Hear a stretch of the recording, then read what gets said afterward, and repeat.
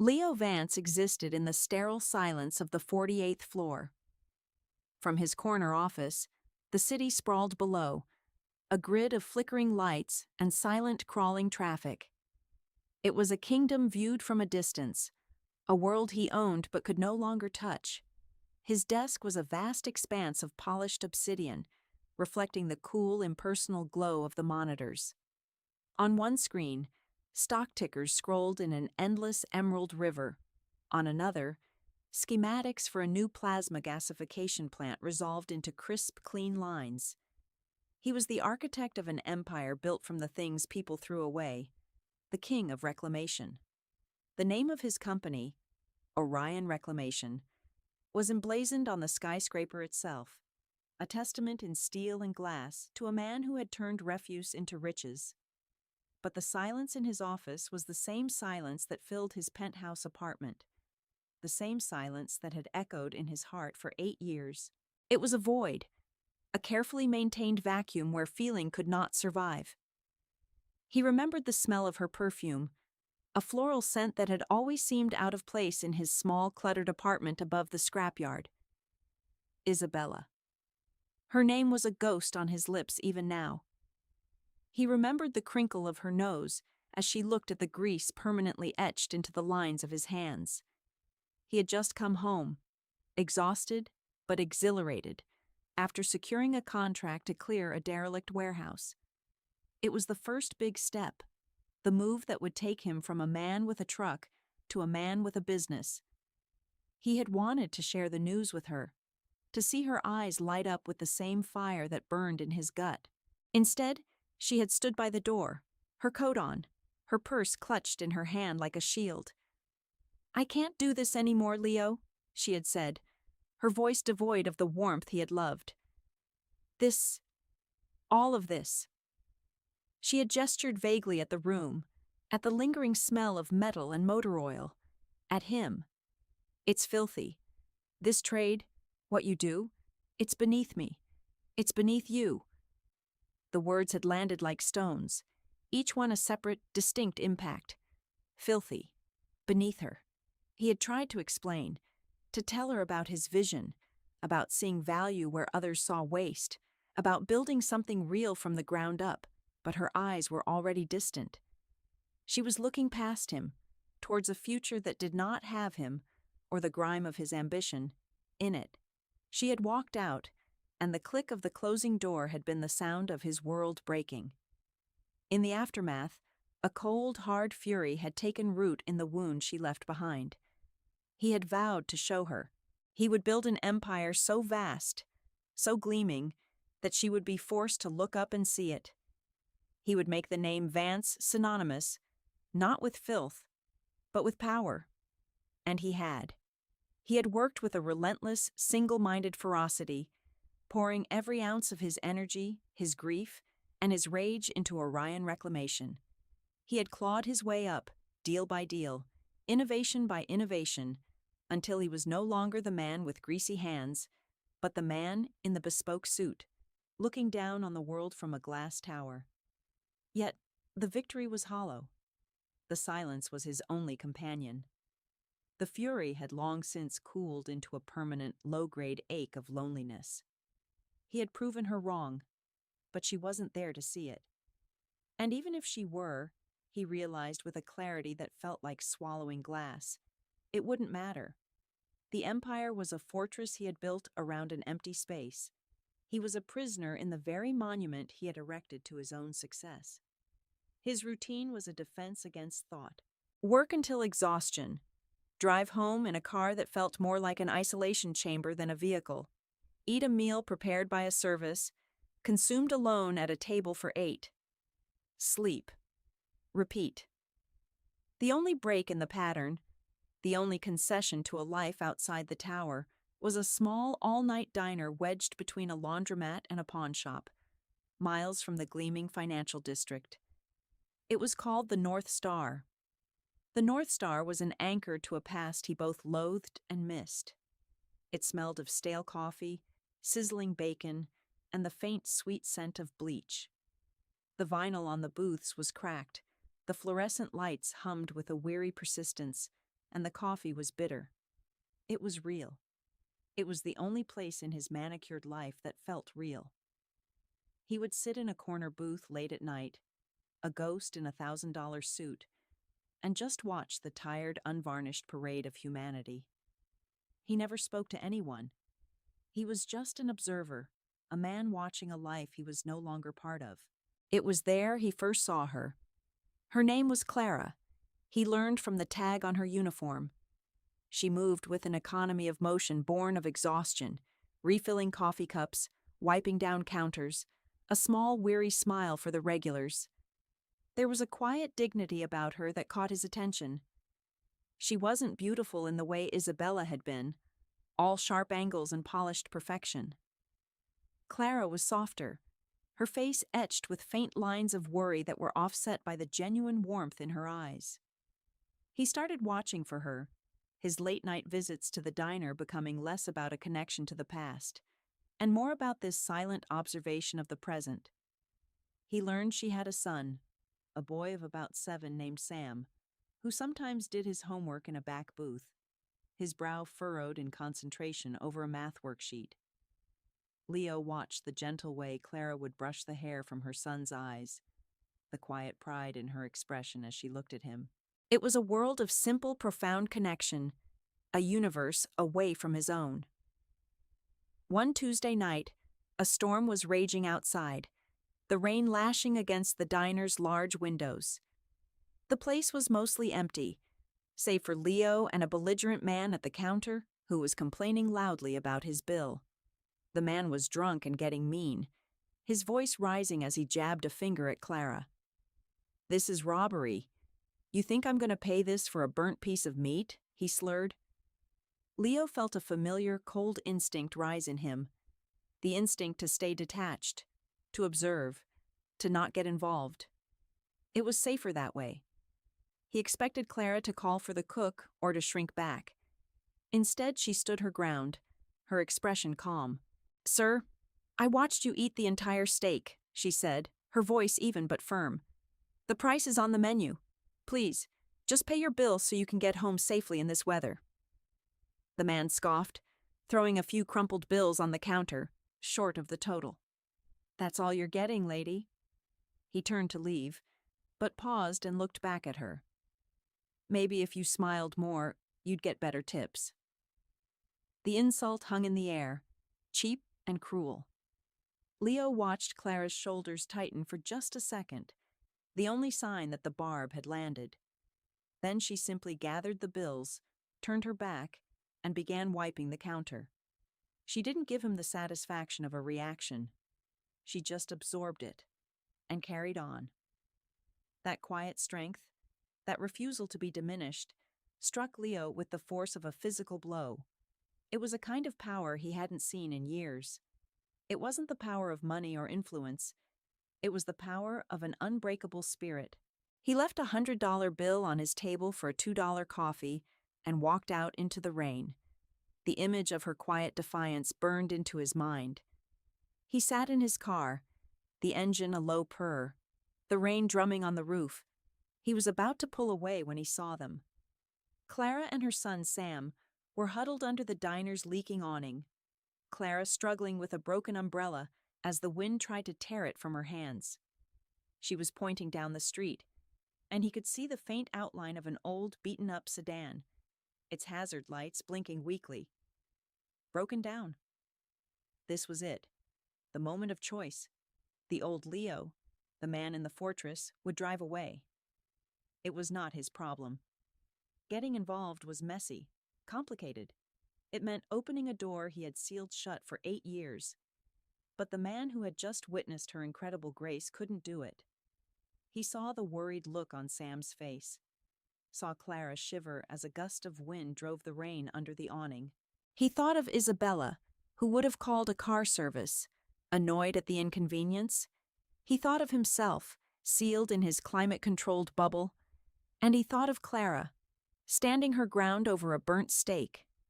With a sense of stepping off a cliff, he put the car in drive, pulled up to the curb beside them, and lowered the passenger side window.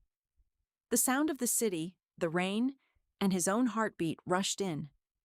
Clara looked up, startled, shielding her eyes from the headlights. "You need a ride?" Leo asked, his voice sounding rusty, unused. She hesitated, clutching Sam's hand. A stranger in a car that cost more than her annual salary, offering help in the middle of a storm. Every instinct should have told her to say no. But she must have seen something in his face. Not pity, not charity, but something else, something genuine. "My car won't start," she said, as if apologizing. "I figured," Leo said, his lips twitching into the ghost of a smile. "Get in. I'll take you home." The decision was made. The door to the fortress had been nudged open, and the rain was coming in. The ride was quiet at first.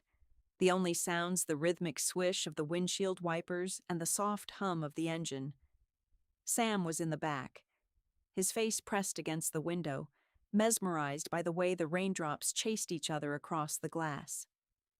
Clara sat in the passenger seat, rigid and unsure, her hands clasped tightly in her lap.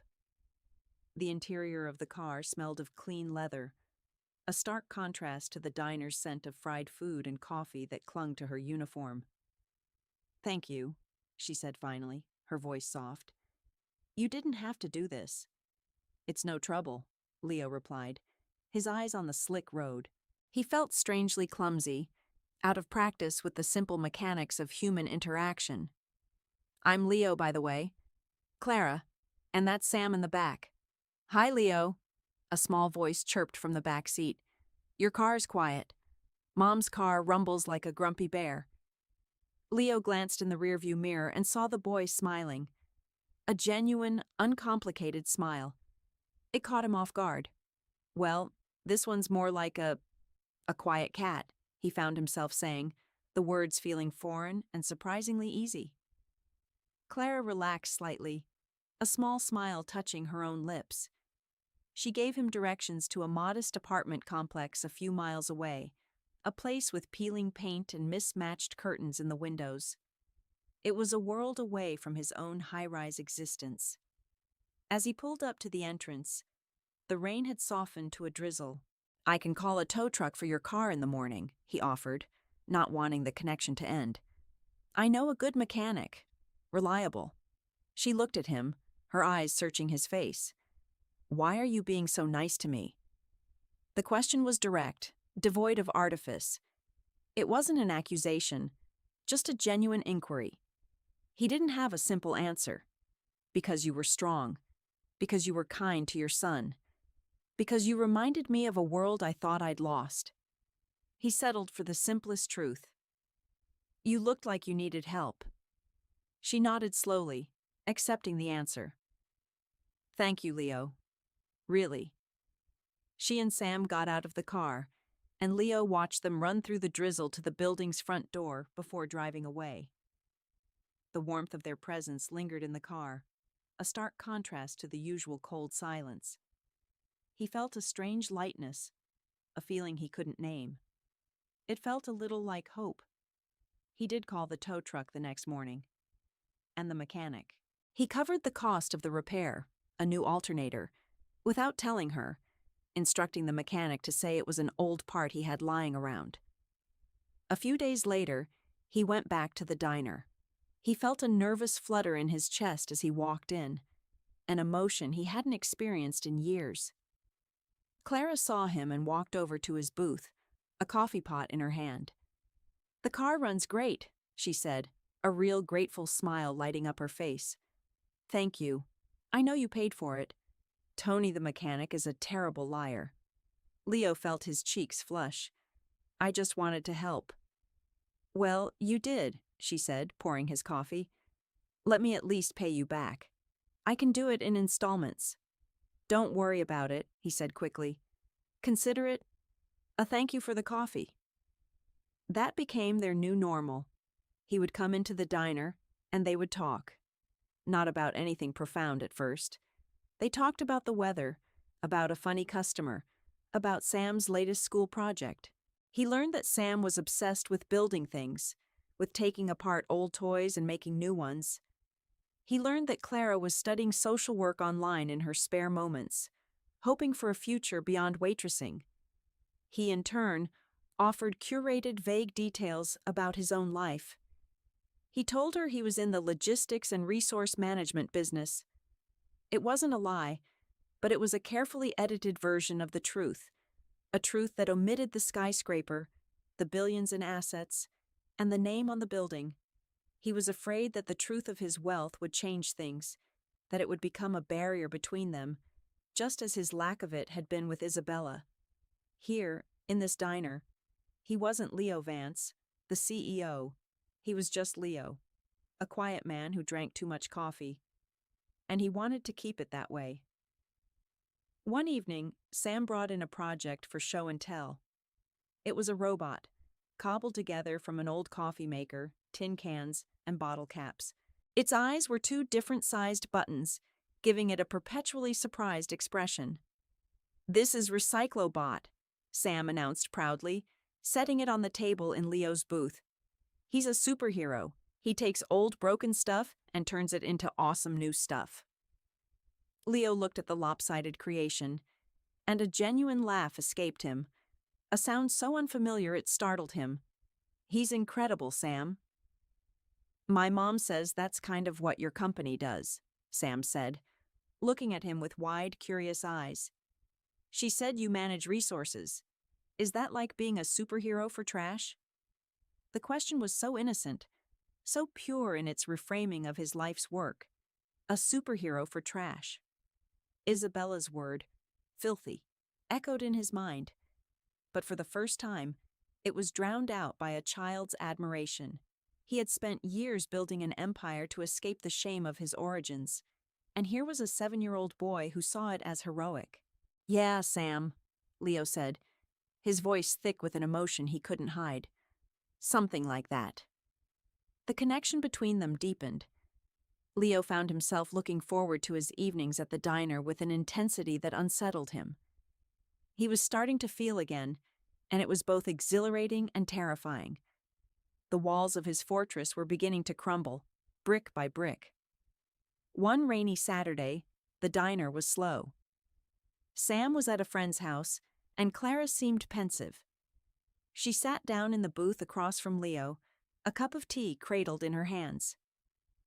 "You're a good man, Leo," she said quietly, looking at him over the rim of her cup.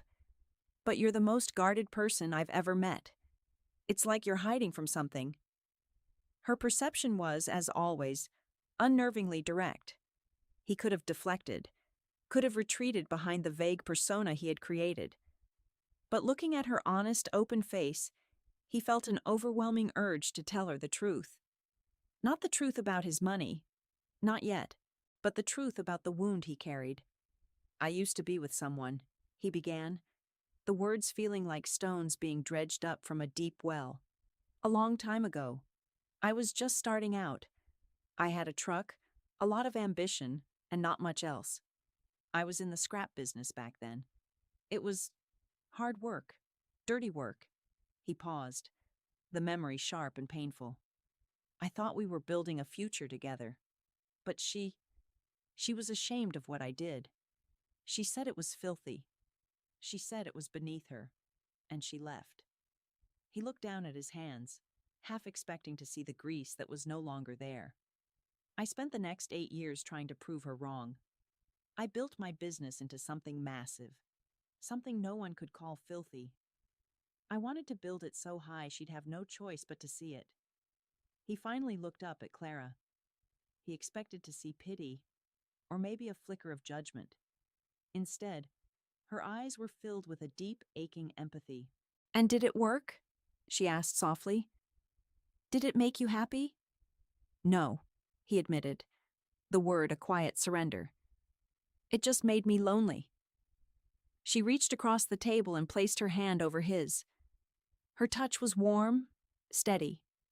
It was the first time a woman had touched him with simple, uncomplicated kindness in 8 years. It felt like a live current, shocking the deadened nerves of his heart back to life.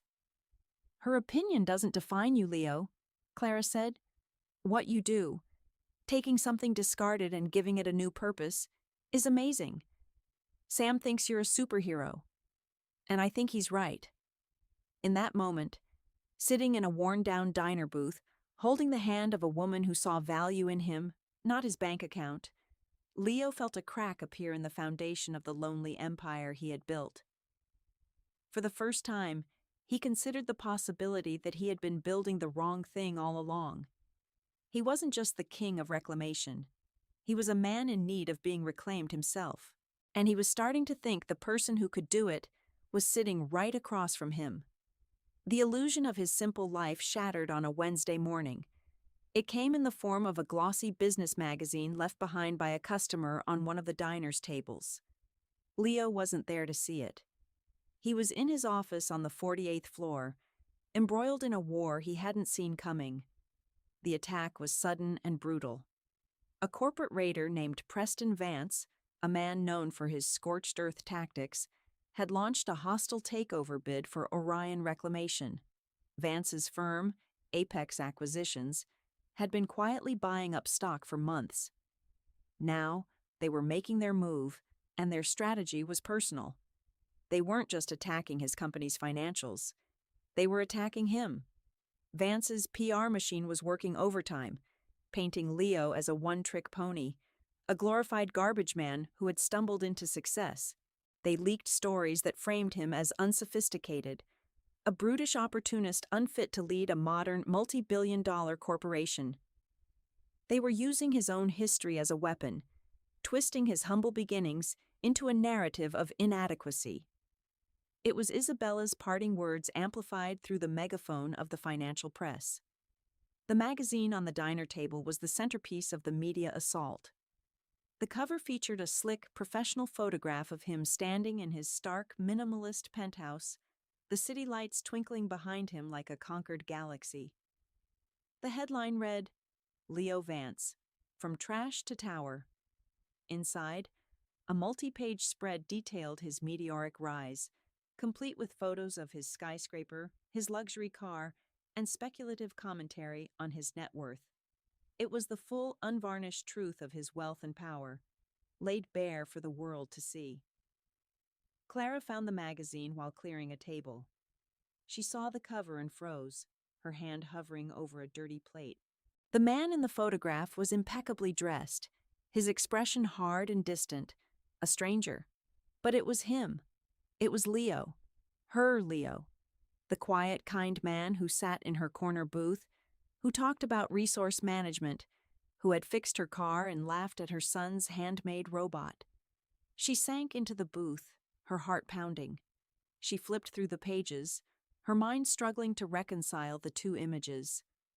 The article spoke of Leo Vance, the ruthless CEO, the titan of industry, the billionaire recluse.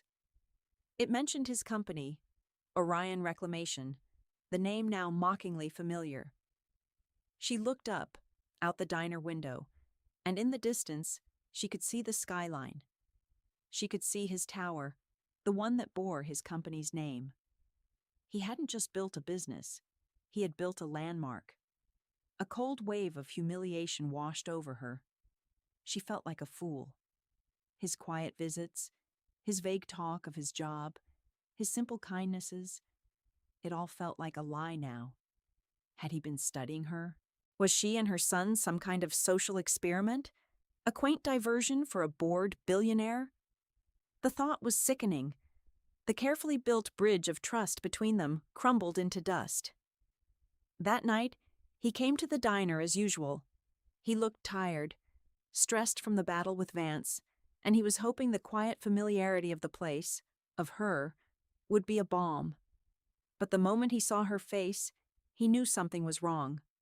The warmth was gone, replaced by a cool, guarded expression. "Clara?" he asked, sliding into the booth. She didn't say anything. She simply placed the magazine on the table between them, the cover facing up. His own face stared back at him, a mask of cold success. He felt the air leave his lungs. "Why, Leo?" she asked, her voice quiet but shaking with hurt. "Why didn't you tell me? That you were that Leo Vance?" It's complicated, he began, but the words sounded weak, pathetic, even to him. Is it? She shot back, her voice rising. Or is it simple? Were you slumming it? Was it fun for the lonely billionaire to come down from his glass tower and watch the little people live their simple little lives? Was I a project? Was my son? Each question was a fresh stab of pain. No, Clara, it was never like that. He struggled to explain, to make her understand the prison of his life, the shame he carried, the way she and Sam had been the only real thing he'd felt in years. That life, the one in the magazine, it's not real. This was real. You are real. What's not real is you, she said, her eyes welling with tears she refused to let fall.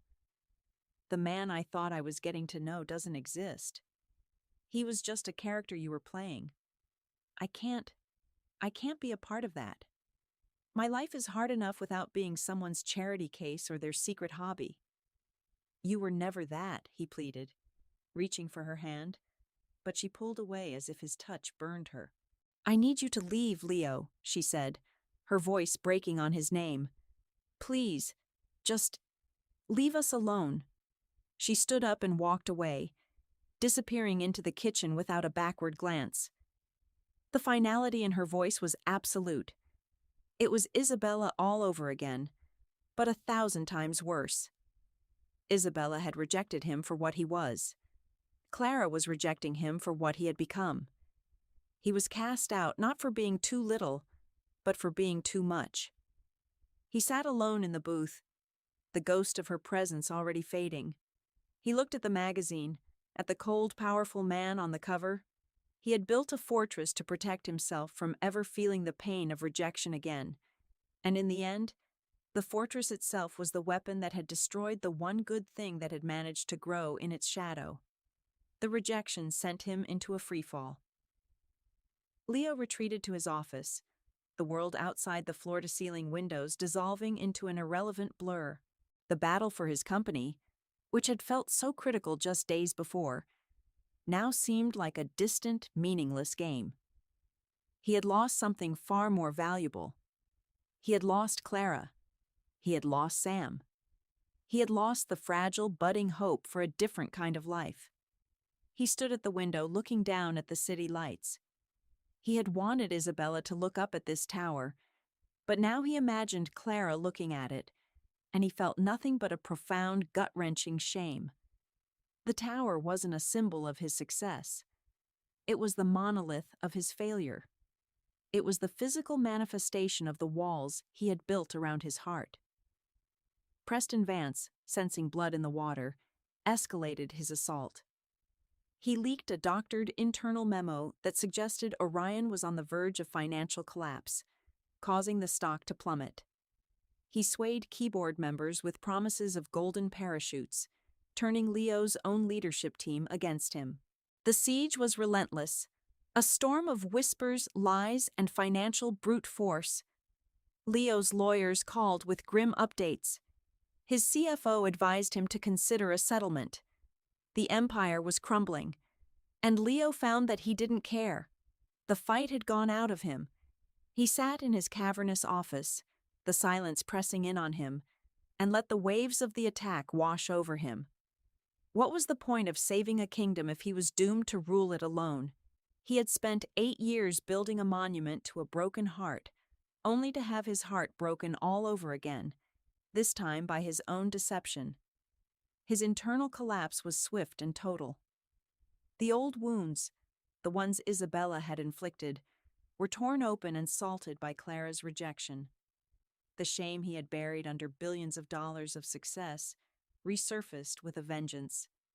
He was still just the man with greasy hands. He was still the man whose work was filthy. The suit, the tower, the wealth, it was all a costume, and Clara had seen right through it. He believed he was fundamentally unworthy of connection, of love. He was destined to be the observer, the ghost in the machine of his own life. Vance's final offer came via a sterile email. It was a lowball figure, a fraction of the company's true worth, an insult wrapped in legal jargon. It was an offer of surrender. His lawyers advised him to fight, to initiate a countersuit, to go on the offensive. But Leo was done fighting. Fighting had brought him nothing but this gilded cage. He printed the documents, the crisp paper feeling heavy in his hands. He picked up a pen, its weight familiar and solid. He would sign it. He would sell the company, take the money, and disappear. He could go anywhere in the world, live anywhere, but he knew with a chilling certainty that he would take the silence with him. This was the end of the line. He would let Vance have the husk of his empire. It was all just filthy anyway. He stared at the signature line, the pen hovering just above the paper, the shrill, unfamiliar ring of his private line cut through the silence. It was a number he gave to no one, reserved for the utmost emergencies. He almost ignored it, but some latent instinct made him answer. "Hello?" he said, his voice a dead monotone. "Leo?" The voice was small, choked with tears. It was Sam. Leo's heart seized. He sat bolt upright, the pen clattering onto the desk. "Sam? What's wrong? Is your mom okay?" She's sad," Sam sniffled. "And I'm sad. Some kids at school saw that magazine. They said mean things. They said my mom was a gold digger. And they made fun of you.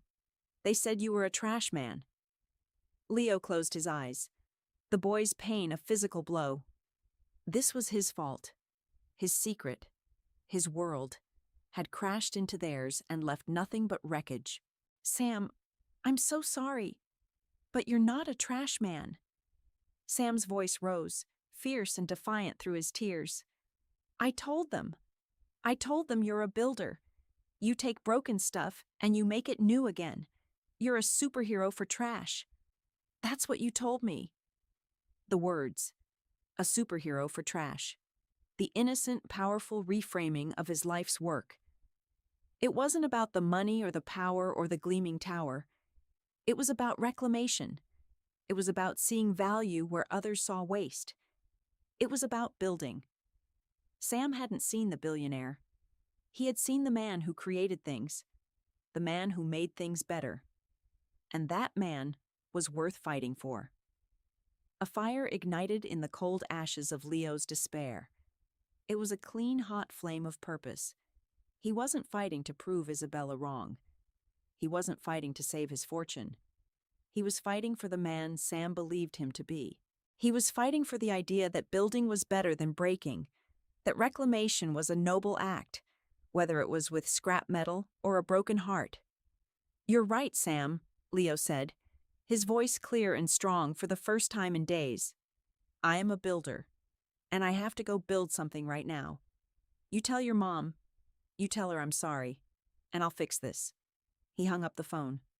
He looked at the surrender documents on his desk, and with a single decisive motion swept them into the wastebasket. He buzzed his assistant. "Cancel all my appointments," he commanded, his voice ringing with an authority that had been absent for weeks. "And call an emergency meeting of the board. Now." An hour later, Leo walked into the boardroom. The atmosphere was funereal. The board members, a collection of grim-faced men and women who had already accepted defeat, looked up at him with a mixture of pity and annoyance. They were expecting him to finalize the surrender to Vance. They were not expecting the man who stood before them. This wasn't the beaten, distracted CEO of the past few weeks. This was a man transformed. The hollow look in his eyes was gone, replaced by a burning intensity. He wasn't wearing the armor of a bespoke suit. He was wearing his ambition, his history, and his newfound purpose like a second skin. He didn't start with financials or projections. He started with a story. He told them about his first truck, about the smell of hot metal in the summer, about the thrill of finding a discarded machine and coaxing it back to life. He spoke of the fundamental principle he had built his company on, that there is no such thing as waste, only misplaced value. Preston Vance sees this company as a collection of assets to be stripped and sold, Leo said. his voice resonating through the silent room. He sees numbers on a spreadsheet. He is a demolisher, but we are builders. He walked over to a large screen and brought up a presentation. But it wasn't a defensive strategy. It was a vision. It was a bold, radical plan to completely reshape Orion Reclamation. He proposed a massive investment in cutting-edge green technology, the creation of a new foundation to fund community recycling initiatives and support small independent reclamation businesses, the kind of business he had been when he started. He outlined a plan to turn the company from a mere waste management giant into a global leader in sustainability and innovation. He was integrating his past with his future. "Vance wants to fight us in the dirt of corporate raiding," Leo declared, his eyes scanning the faces of the board members. "We're not going to fight him there. We're going to build our way out. We're going to build something better, something that lasts. We're going to remind the world that our greatest value isn't in our stock price, it's in our purpose." He spoke for 20 minutes, his passion and conviction filling every corner of the room. He wasn't just saving his company, he was reclaiming its soul. When he finished, there was a stunned silence. Then, the oldest member of the board, a man who had been with him from the early days, began to applaud. Slowly, one by one, the others joined in, the sound swelling into a thunderous ovation. The vote was unanimous. They rejected Vance's offer and fully backed Leo's new vision. The news sent shockwaves through the financial world. Preston Vance, who had been banking on a quick, easy kill, was caught completely off guard. His strategy, built on attacking the old Leo, had no defense against this new one. Faced with a united board, a revitalized CEO, and a vision that captured the public's imagination, Vance's takeover bid collapsed. He quietly withdrew, defeated not by financial maneuvering, but by a story of a builder who remembered what he was meant to create. Leo had won. He had saved his empire. But this time, he knew it was not the prize. It was just the beginning. The year that followed was one of profound transformation, not just for Orion Reclamation, but for Leo Vance himself. The company, energized by his new vision, became a powerhouse of innovation. The Orion Foundation poured millions into inner-city programs, funding startups that turned urban waste into everything from building materials to community gardens. Leo was no longer a recluse in a tower. He was on the ground, his sleeves rolled up, a regular presence at project sites and community meetings. The press, which had once mocked him as a garbage man, now lauded him as a visionary, a pioneer of the new green economy. He had found his purpose, and it had nothing to do with proving his worth to a ghost from his past. But his greatest work of reclamation was yet to be done. One cool autumn afternoon, he drove his familiar car not to the gleaming financial district, but back to the quiet, unassuming neighborhood where Clara lived. He parked across the street from the North Star Diner. He watched the familiar rhythm of the place for a few minutes, the steady flow of customers, the warm glow of the lights in the twilight. He took a deep breath, the air feeling crisp and clean in his lungs, and walked inside. Clara was behind the counter pouring coffee for a trucker. She looked up as the bell on the door chimed, and her eyes met his. For a moment she froze. He saw a flicker of the old hurt, but also something else, a cautious curiosity. He walked to his old booth, the one in the corner, and sat down. After a moment she came over, her expression unreadable. "Leo," she said, her voice neutral. "Clara," he replied, "I know I have no right to be here, and I know I'm sorry isn't enough, but I have to say it anyway." He looked at her, his gaze direct and stripped of all pretense. "I wasn't sorry for having money. I was sorry for being a coward. I was so afraid of being rejected for what I had become that I hid it. And in hiding it, I lied to you. I broke your trust. That fortress I built, it kept everyone out, but it also kept me in. You and Sam were the first people to find a crack in the wall in a very long time. And it scared me. He reached into his jacket pocket and pulled out a small lopsided robot, cobbled together from old gears, wires, and a discarded watch face. It was his own version of Recyclabot. Sam taught me something, he said, his voice thick with emotion. He reminded me of what I'm supposed to be. A builder. Not just of companies, but of better things. I'm trying to be the man your son thought I was. And that man would be honored if you would let him buy you dinner. At a different restaurant this time. Clara looked at the little robot in his hand, then back at his face. She saw the change in him. The haunted, guarded look was gone, replaced by a quiet strength and a deep, open vulnerability. She saw the man she had first been drawn to, no longer hidden behind shadows or secrets. A slow smile spread across her face, melting the last of the ice around her heart. I get off at 7, she said softly. 6 months after that dinner, Leo, Clara, and Sam were in a sprawling public park on a bright, breezy Saturday. It was one of the parks whose renewal had been funded by the Orion Foundation. Sam was shrieking with delight as he held the string of a large, dragon-shaped kite, which soared and danced in the wind. Leo stood behind him, his hands on the boy's shoulders, helping him hold on as a particularly strong gust tried to rip it away. Clara watched them from a nearby bench, a textbook on family law open in her lap. She had finished her social work degree and, with Leo's encouragement, had started law school. She had a fire in her now, a passion to advocate for children caught in the system. Leo saw her not as someone to be saved, but as a partner, an equal whose strength inspired him. The kite dipped, and Leo and Sam worked together, laughing, to get it soaring again. He was no longer the man in the tower looking down on the world.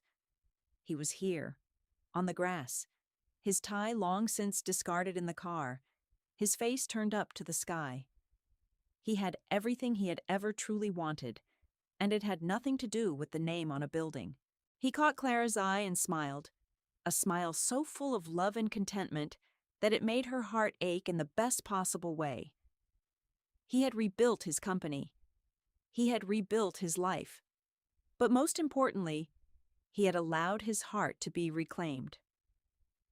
Far across the city, in a modest suburban home filled with tasteful but uninspired furniture, a woman named Isabella switched on the evening news. A local channel was running a human interest story on the Orion Foundation's latest project. She saw Leo's face on the screen. He looked different. Older, yes, but happier. The hard, driven edge she remembered was gone, replaced by a settled calm. He was standing next to a smiling woman and a young boy, all of them laughing. Later that week, her commute took her downtown. She was forced to stop at a red light, and she found herself staring up at the Orion Reclamation Tower. It pierced the sky, a monument of glass and steel, gleaming in the afternoon sun. She looked at the name, a name she had once known so intimately. She thought of the man she had left behind, the man with the greasy hands and the crazy dreams. She had called his trade filthy beneath her, and he had taken that filth and built a kingdom from it. A kingdom he now seemed to be giving away to help others. She had chosen a life of clean, sterile comfort, and it had led her to this quiet, unremarkable place. He had embraced the mess, the grime, the work, and it had led him to the sky. The light turned green. Isabella drove on, leaving the tower and the man she never really knew behind her, a shrinking reflection in her rearview mirror.